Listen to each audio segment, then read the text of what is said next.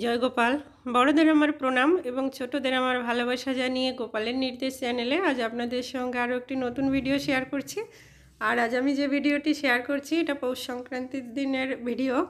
তো পৌষ সংক্রান্তিতে গোপু সোনা নিজে চেয়েই এই পিঠা খেলো, কারণ আমি অন্য দুটো পিঠা বানাবো সেরকমই আয়োজন করে রেখেছিলাম। তো যাই হোক, আমার আয়োজন আর হলো না, গোপু সোনার পছন্দ।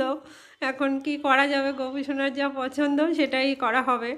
তো সেদিন তো আপনারা আগের ভিডিওতে দেখেছেন, তো গঙ্গা স্নান করে এসে তারপরে ভোগ রান্না করে, তো এইবার এই যে এই পালা, এই ভিডিওটা মানে ছাড়তে হয়তো দেরি হলো, কিন্তু এটা পৌষ সংক্রান্তির দিন এই পিঠাই গোপু সোনা চেয়ে নিয়েছে। আর আমি গুঁড়োটা, এবার আমি গুঁড়োটা মিক্সিতে করেছি, মানে শিলে বাটিনি, এবার মিক্সিতে করে তারপরে দিয়েছি। আর আগের বারের থেকে এবার মানে আরও একটু ভালো হয়েছে। আমিও ভালো করে পারি না, এটা আমার সেকেন্ড টাইম করা।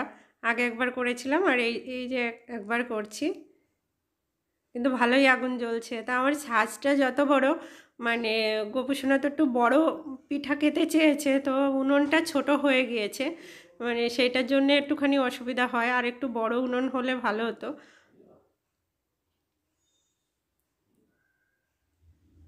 আর এটা আগের বারেরই কিনে আনা কাঠ, মানে যেটা এই যে রয়েছে, আরও কয়েকবার হয়ে যাবে, বেশি লাগে না, একটু তো কয়েকটা বানাই। তো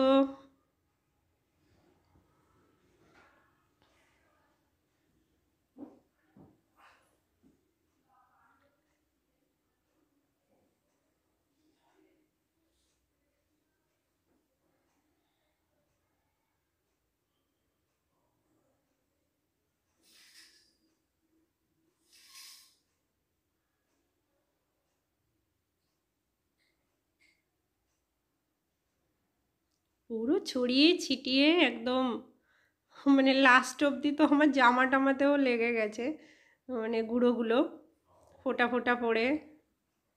তো যাই হোক, দেখা যাক কি হয়।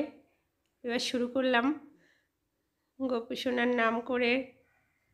আর পিঠা আমার বানানো হয়ে গিয়েছে, তো তারপরে আপনাদের সঙ্গে শেয়ার করছি। এটা আমি দুধটা আগেই জ্বালিয়ে রেখেছিলাম, আর গুড়ের এমন অবস্থা, মনে হচ্ছে শুধু চিনি দিয়েছি ভেতরে, গুড় নেই, কিন্তু আমি গুড়েই বানিয়েছি। গুড়ের তো কালারের এই অবস্থা, আর কি করা যাবে। এবার দেখুন গোপু সোনাকে দিয়েছি, এবারে পিঠাগুলোও ভালো ভিজেছে, মানে ভালো হয়েছে, একটা মানে ছিদ্র ছিদ্র করা হয়েছে পিঠাগুলো, আর ভালো ফুলেছিল। তো দেখুন গোপু সোনাকে আমি দিয়ে দিয়েছি ভোগে।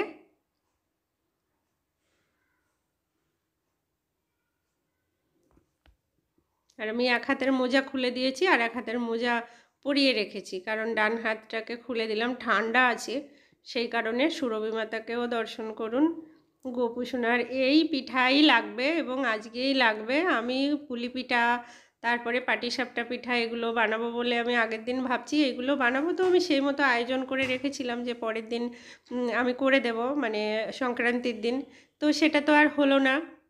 তা আমি কি করব, তারপরে সকালবেলা চাল ভিজিয়েছি, ভিজিয়ে তারপরে দুপুরবেলা করেছি, মানে চাল আরও ভিজলে ভালো হতো, চালটা ভালো ভেজে নি, তখন আমার গুঁড়োটা করতে একটু সমস্যা হয়েছিল। তো যেহেতু আগে থেকে ভেজাইনি, আমি জানতাম না। তারপরে তাও মানে সেই তুলনায় ভালোই হয়েছে। যাই হোক, আমি দিতে পেরেছি গোপু সোনাকে, এটাই আমার অনেক বড় আনন্দ যে গোপু সোনাকে দিতে পেরেছি। আপনারাও ভোগ দর্শন করুন। আপনারা তো অনেকে অনেক জায়গা থেকে ভিডিও দেখেন, সত্যি আমার মাঝে মাঝে মনে হয় যে সবাইকে যদি পেতাম গোপী সোনার প্রসাদ দিতে ভালো হতো, কিন্তু সেটা তো সম্ভব হয় না। আপনারা দর্শনই করুন, আর হ্যাঁ, গোপী সোনাকেও দর্শন করুন।